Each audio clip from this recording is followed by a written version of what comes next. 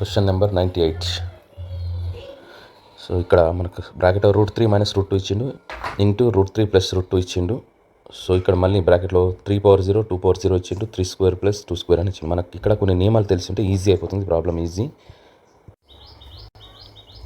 So a - b into a + b or a + b into a - b. So a² - b² ఈ నియమం తెలిసి ఉండాలి. Next x⁴ అయితే కనుక దాని వాల్యూ 1, అంటే మనకి ఏదన్నా ఉండని ఈ ఎక్స్ ప్లస్లో ఏదన్నా ఉండని దాని పవర్లో కనుక 0 ఉంటే దాని వాల్యూ 1. ఇది తెలుసుంటే మనకి ప్రాబ్లం ఈజీ అయిపోతుంది.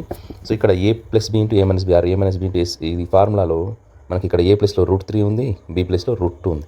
సో కాబట్టి a² - b² అంటే √3² - √2² అంటే ఏమవుతుంది అది మనకి?